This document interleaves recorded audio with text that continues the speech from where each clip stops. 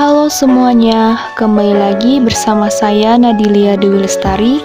Kali ini saya akan menjelaskan tentang materi non-current liabilities. Selamat menyaksikan. Non-current liabilities.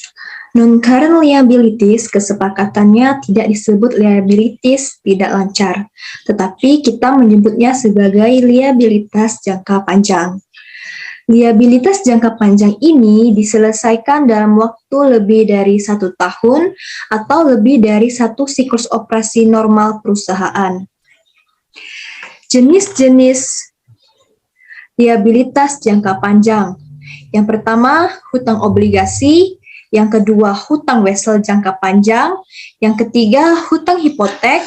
Yang keempat, dana pensiun. Yang kelima, lease liabilities. Hutang obligasi. Suatu obligasi merupakan janji untuk membayar yang pertama sejumlah uang pada tanggal jatuh tempo yang ditentukan, ditambah 2. Bunga periodik pada tingkat yang ditentukan atas jumlah pada jatuh tempo atau nilai nominal. Dalam penerbitan obligasi, ada istilah dokumen atau bond kontrak. Dalam kontrak obligasi akan mereservifikasikan adanya janji. Janji yang dilunasi ada 2, yaitu sejumlah uang pada tanggal jatuh tempo sebesar nilai nominal. Membayar secara periodik sejumlah uang yang disebut bunga. Kemudian, di dalam sertifikat obligasi juga tertera selain face value, juga tertera contractual interest atau tingkat bunga tercatat. Penerbitan obligasi berguna ketika perusahaan membutuhkan sejumlah dana dalam jumlah yang besar. Selanjutnya, keunggulan menggunakan obligasi. Yang pertama, tidak adanya hak pengendalian yang diperoleh pemegang obligasi. Yang kedua, adanya penghematan pajak. Yang ketiga, earning per share menjadi lebih tinggi. Jenis-jenis obligasi. Yang pertama, obligasi dijamin dan tidak dijamin. Obligasi dijamin didukung oleh sebuah janji atas agunan. Obligasi hipotek dijamin dengan klaim atas real estate. Obligasi collateral trusts dijamin dengan saham dan obligasi perusahaan lain. Obligasi yang tidak dijaminkan oleh agunan apapun berarti tidak dijamin. Obligasi debetur adalah contoh obligasi yang tidak dijamin. Yang kedua, obligasi berjangka, serial, dan opsi beli. Penerbitan obligasi yang jatuh tempo pada 1 tanggal disebut obligasi berjangka. Penerbitan yang jatuh tempo dalam bentuk angsuran disebut obligasi serial. Obligasi opsi beli memberi penerbit obligasi hak untuk menarik dan melunasi obligasi sebelum jatuh tempo. Yang ketiga, obligasi konversi beragun komoditas dan diskon dalam.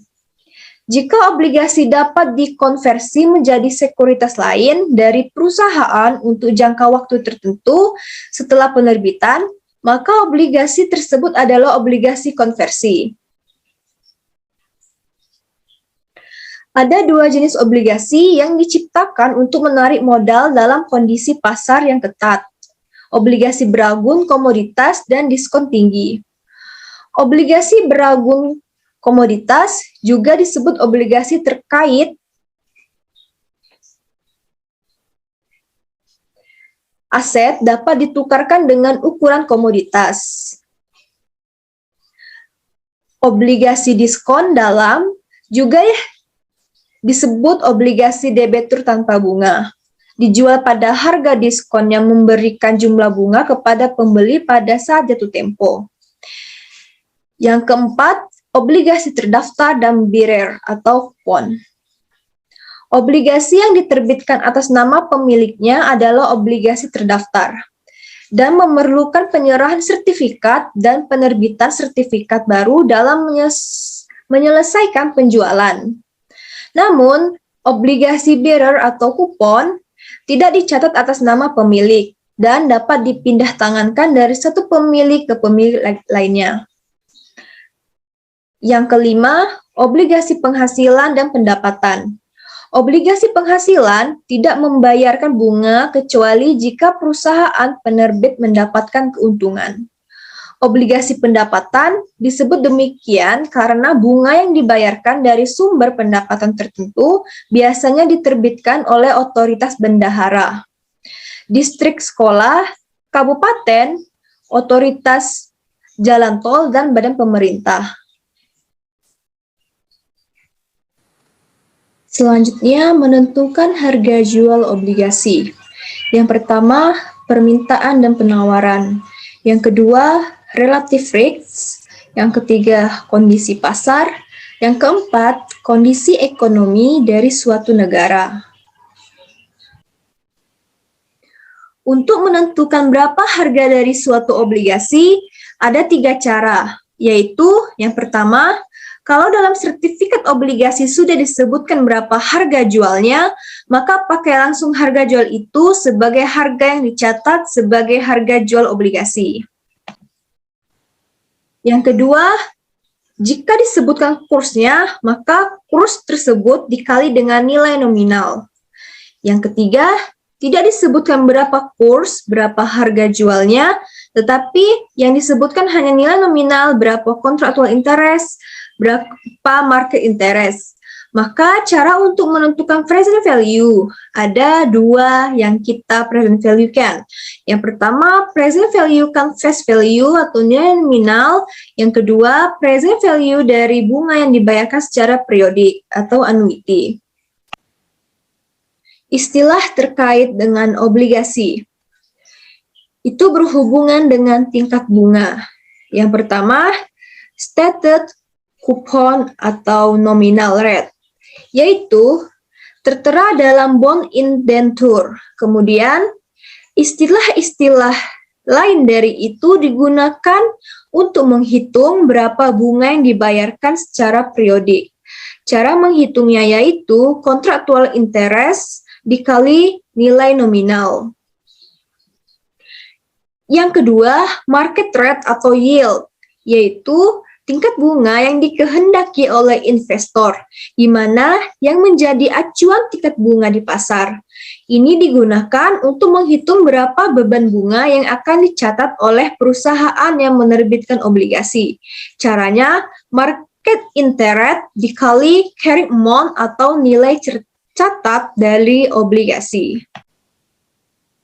Dalam penerbitan obligasi, ada 3 kemungkinan obligasi itu diterbitkan pada tingkat premium, tingkat diskon, atau pada nilai nominal.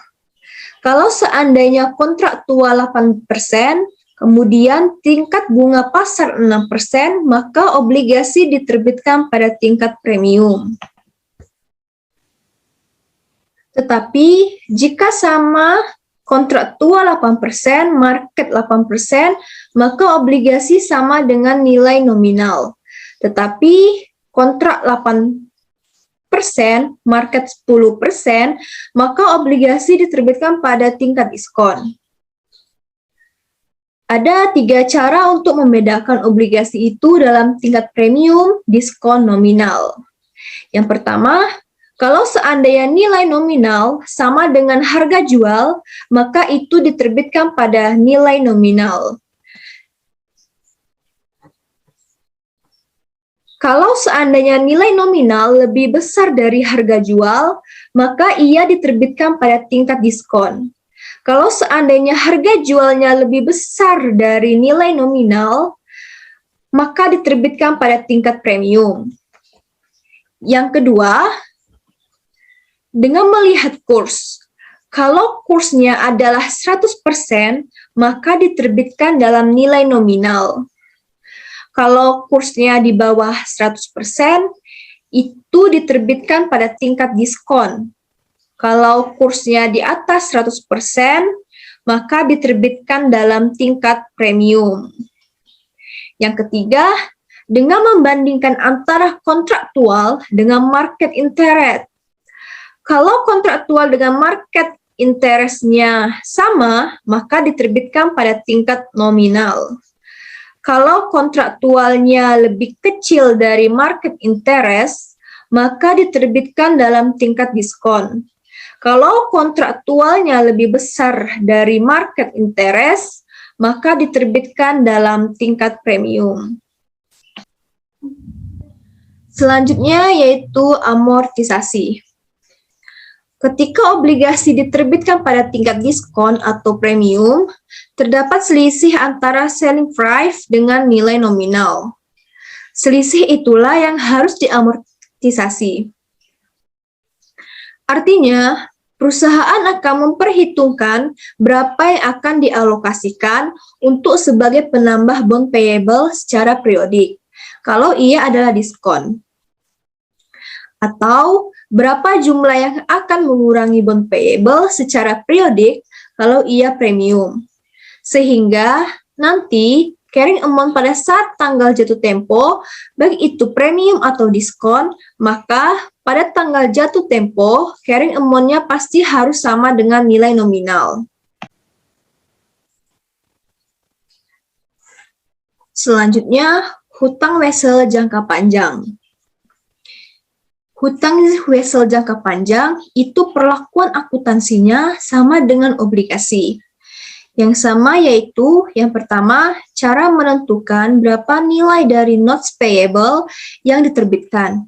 Itu menggunakan present value dari dua nilai, yaitu prinsipal dan bunga yang dibayarkan secara periodik.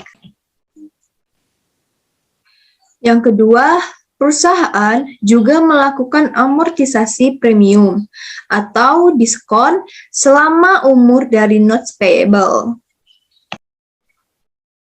Selanjutnya, akuntansi pelunasan dari non-current liabilities.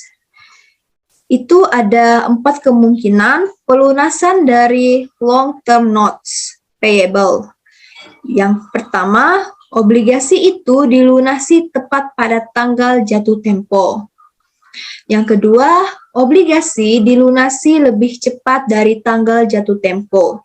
Yang ketiga, dilunasi dengan menyerahkan aset lain.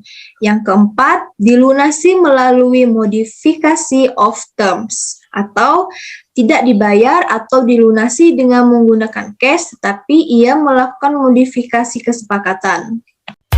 Baiklah, itulah tadi materi singkat tentang non-current liabilities. Materi selanjutnya yaitu tentang ekuitas. Terima kasih.